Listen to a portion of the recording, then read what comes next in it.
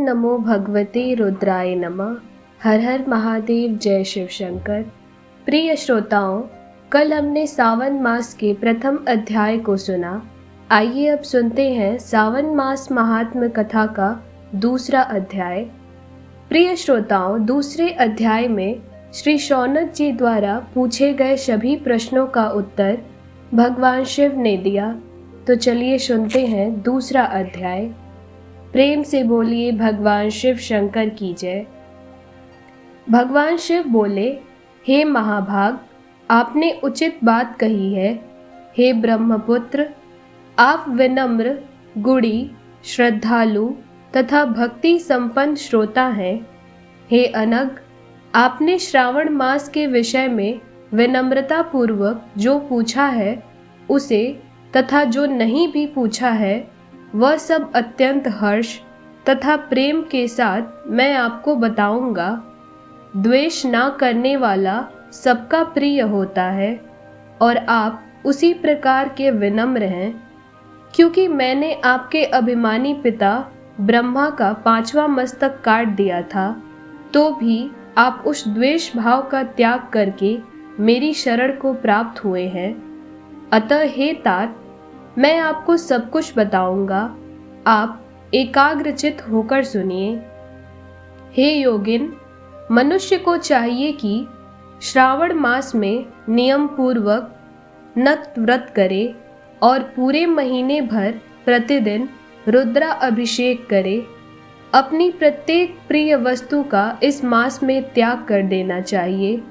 पुष्पों, फलों, दंतों, तुलसी की मंजरी तथा तुलसी दलों और बिल्व पत्रों से शिव जी की लक्ष्य पूजा करनी चाहिए। 1 करोड़ शिवलिंग बनाना चाहिए और ब्राह्मणों को भोजन कराना चाहिए। महीने भर धारण पारण व्रत अथवा उपवास करना चाहिए। इस मास में मेरे लिए अत्यंत प्रीतिकर पंचामृत अभिषेक करना चाहिए। इस मास में जो जो शुभ कर्म किया जाता है वह अनंत फल देने वाला होता है। हे मुने, इस माह में भूमि पर सोइए, ब्रह्मचारी रहें और सत्य वचन बोलें। इस मास को बिना व्रत के कभी व्यतीत नहीं करना चाहिए। फलाहार अथवा सात्विक ग्रहण करना चाहिए। पत्ते पर भोजन करना चाहिए। व्रत करने वाले को चाहिए कि इस मास में शाक का पूर्ण रूप से परित्याग कर दे। हे मुनि श्रेष्ठ, इस मास में भक्ति युक्त होकर मनुष्य को किसी न किसी व्रत को अवश्य करना चाहिए। सदाचारण परायण, भूमि पर शयन करने वाला, प्रातः स्नान करने वाला और जितेंद्रिय होकर मनुष्य को एकाग्र किए गए मन से प्रतिदिन मेरी पूजा करनी चाहिए। इस मास में किया गया पूर्व श्रवण निश्चित रूप से मंत्रों की सिद्धि करने वाला होता है। इस मास में शिव के षडाक्षर मंत्र का जप अथवा गायत्री मंत्र का जप करना चाहिए और शिव जी की प्रदक्षिणा, नमस्कार तथा वेद पारायण करना चाहिए। पुरुष सूक्त का पाठ अधिक फल देने वाला होता है। इस मास में किया गया ग्रह यज्ञ, कोटि होम, लक्ष्य होम अथवा अयुत होम शीघ्र ही फलीभूत होता है और अभिष्ट फल प्रदान करता है। जो मनुष्य इस मास में एक भी दिन व्रतहीन व्यतीत करता है वह महाप्रलय पर्यंत घोर नरक में वास करता है। यह मास मुझे जितना प्रिय है उतना कोई अन्य मास प्रिय नहीं है। यह मास सकाम व्यक्ति को अभिष्ट फल देने वाला तथा निष्काम व्यक्ति को मोक्ष प्रदान करने वाला है। हे सत्तम, इस मास के जो व्रत तथा धर्म हैं उन्हें मुझसे सुनिए। रविवार को सूर्य व्रत तथा सोमवार को मेरी पूजा व नक्त भोजन करना चाहिए। श्रावण मास के पहले सोमवार से आरंभ करके 3.5 महीने का रोटक नामक व्रत किया जाता है। यह व्रत सभी वांछित फल देने वाला माना गया है। मंगलवार को मंगल गौरी का व्रत, बुधवार और बृहस्पतिवार के दिन इन दोनों वारों का व्रत, शुक्रवार को जीवंतिका व्रत और शनिवार को हनुमान तथा नृसिंह का व्रत करना बताया गया है। हे मुनि, अब तिथियों में किए जाने वाले व्रतों का श्रवण करिए। श्रावण के शुक्ल पक्ष की द्वितीया तिथि को औदुंबर नामक व्रत होता है। श्रावण के शुक्ल पक्ष की तृतीया तिथि को गौरी व्रत होता है। इसी प्रकार शुक्ल की चतुर्थी तिथि को दूर्वा गणपति नामक व्रत किया जाता है। हे मुनि, उसी चतुर्थी का दूसरा नाम विनायक चतुर्थी भी है। शुक्ल पक्ष में पंचमी तिथि नागों के पूजन के लिए प्रशस्त होती है। हे मुनि श्रेष्ठ, इस पंचमी को रौरव कल्पादि नाम से जानिए। षष्ठी तिथि को सुपौदन व्रत और सप्तमी तिथि को शीतला व्रत होता है। अष्टमी तथा चतुर्दशी तिथि को देवी का पवित्रारोपण व्रत होता है। इस माह के शुक्ल तथा कृष्ण पक्ष की दोनों नवमी तिथियों को नक्त व्रत करना बताया गया है। शुक्ल पक्ष की 10वीं तिथि को आशा नामक व्रत होता है। इस मास में दोनों पक्षों में दोनों एकादशी तिथियों को इस व्रत की कुछ और विशेषता मानी गई है। श्रावण मास के शुक्ल पक्ष की द्वादशी तिथि को श्री हरि विष्णु का पवित्रारोपण व्रत बताया गया है। इस द्वादशी तिथि में भगवान श्रीधर की पूजा करके मनुष्य परम गति को प्राप्त कर सकता है। उत्सर्जन, उपाकर्म, सभादीप, सभा में उपाकर्म, इसके बाद रक्षाबंधन, पुनः श्रावण कर्म, सर्प बलि और हयग्रीव का अवतार, ये 7 कर्म पूर्णमासी तिथि को करने हेतु बताए गए हैं। श्रावण मास के कृष्ण पक्ष में चतुर्थी तिथि को संकट चतुर्थी व्रत कहा गया है और श्रावण मास के कृष्ण पक्ष की पंचमी तिथि के दिन मानव कल्पादि नामक व्रत को जानना चाहिए। हे द्विजोत्तम, कृष्ण पक्ष की अष्टमी तिथि को श्री कृष्ण का पूर्णा अवतार हुआ। इस दिन उनका अवतार हुआ, अतः महान उत्सव के साथ इस दिन व्रत करना चाहिए। हे मुनि श्रेष्ठ, इस अष्टमी को मनवादी तिथि जानना चाहिए। श्रावण मास की अमावस्या तिथि को पिठोरा व्रत कहा जाता है। इस तिथि में कुशों का ग्रहण और वृषभों का पूजन किया जाता है। इस मास में शुक्ल पक्ष की प्रतिपदा तिथि से लेकर सब तिथियों के पृथक पृथक देवता है। प्रतिपदा तिथि के देवता अग्नि, द्वितीया तिथि के देवता ब्रह्मा, तृतीया तिथि की गौरी और चतुर्थी के देवता गणपति हैं। पंचमी के देवता नाग हैं और षष्ठी तिथि के देवता कार्तिकेय हैं।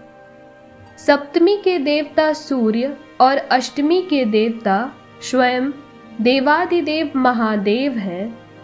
नवमी की देवी दुर्गा, दशमी के देवता यम और एकादशी तिथि के देवता विश्वदेव कहे गए हैं। द्वादशी के श्री हरि विष्णु तथा त्रयोदशी के देवता कामदेव हैं। चतुर्थी के देवता शिव, पूर्णिमा के देवता चंद्रमा और अमावस्या के देवता पितर कहे गए हैं। ये सब तिथियों के देवता कहे गए हैं।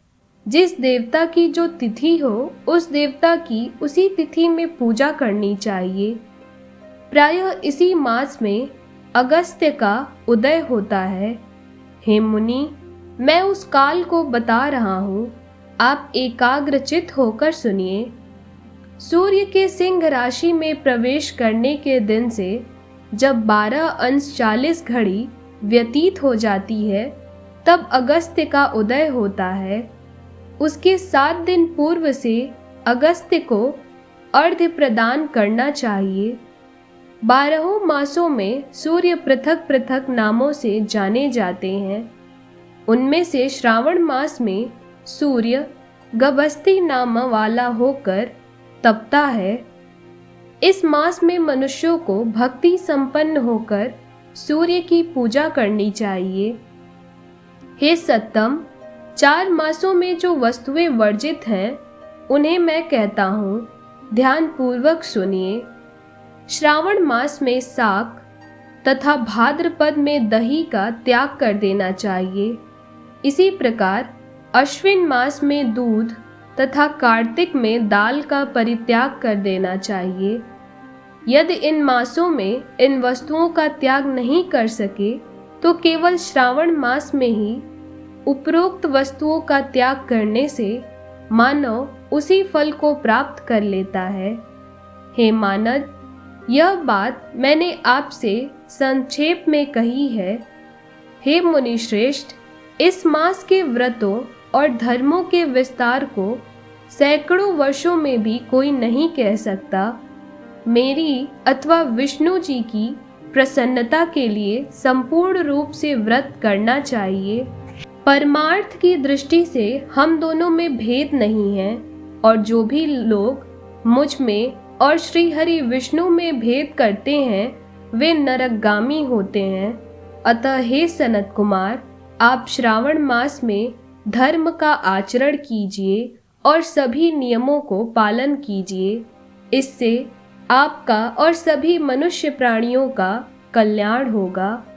प्रिय श्रोताओं, इस प्रकार ईश्वर सनत कुमार संवाद के अंतर्गत श्रावण व्रत उद्देश्य कथन नामक दूसरा अध्याय संपूर्ण हुआ। प्रिय भक्तों, आइए अब हम सब मिलकर भगवान शिव की स्तुति करते हैं। ओम नमो नमो नमः, ओम नमो नमो नमः। धन्य धन्य हे भोलेनाथ, तीनों लोक बांट दिए पल भर में। दीन दयाल शंभु आपने भरा खजाना पल भर में। प्रथम वेद ब्रह्मा को दे दिया, बने वो वेद के अधिकारी। विष्णु को दिया चक्र सुदर्शन, लक्ष्मी सी सुंदर नारी। इंद्र को दिया कामधेनु और ऐरावत सा बलकारी। कुबेर को कर दिया आपने संपत्ति का अधिकारी। अपने पास न रखा पात्र, रहे मस्त मगन बागंबर में। दीन दयाल शंभु आपने भरा खजाना पल भरने। ओम नमो नमो नमः, ओम नमो नमो नमः। धन्य धन्य हे भोलेनाथ, तीनों लोक बांट दिए पल भर में। दीन दयाल है शंभु आपने भरा खजाना पल भर में। अमृत तो देवों को दे दिया, आप हलाहल पान किया। ब्रह्म ज्ञान दे दिया उसी को, जिसने तेरा ध्यान किया। भागीरथ को गंगा दे दिया, सब जग ने स्नान किया। बड़े बड़े पापी को तारा, पल भर में कल्याण किया। आप नशे में मस्त रहे, पियो भंग नित खप्पर में। दीन दयाल शंभु आपने भरा खजाना पल भर में। ओम नमो नमो नमः, ओम नमो नमो नमः। धन्य धन्य हे भोलेनाथ, तीनों लोक बांट दिए पल भर में। दीन दयाल है शंभु आपने भरा खजाना पल भर में। लंका तो रावण को दे दी, 20 भुज 10 शीश दिए। रामचंद्र को धनुष बाण और हनुमान को जगदीश दिए। मनमोहन को मोहिनी दे दी और मुकुट बख्शीश दिए। मुक्त हुए काशी के वाशी, भक्ति में जगदीश दिए। ओम नमो नमो नमः, ओम नमो नमो नमः। धन्य धन्य हे भोलेनाथ, तीनों लोक बांट दिए पल भर में। दीन दयाल हे शंभु, आपने भरा खजाना पल भर में। बीड़ा तो नारद को दे दिया, हरि भजन को राग दिया। ब्राह्मण को दे दिया कर्म कांड, और सन्यासी को त्याग दिया। जिस पर तुम्हारी कृपा भई, उसी को अनगन राग दिया। जिसने ध्याया उसी ने पाया, महादेव तेरे वर में। ओम नमो नमो नमः, ओम नमो नमो नमः। धन्य धन्य हे भोलेनाथ, तीनों लोक बांट दिए पल भर में। दीन दयाल हे शंभु, आपने भरा खजाना पल भर में। दीन दयाल शंभु, आपने भरा खजाना पल भर में। धन्य धन्य हे भोलेनाथ, तीनों लोक बांट दिए पल भर में। दीन दयाल शंभु, आपने भरा खजाना पल भर में। ऐसो दीन दयाल मोरे भोले बाबा, भरो खजाना पल भर में। ओम नमो नमो नमः।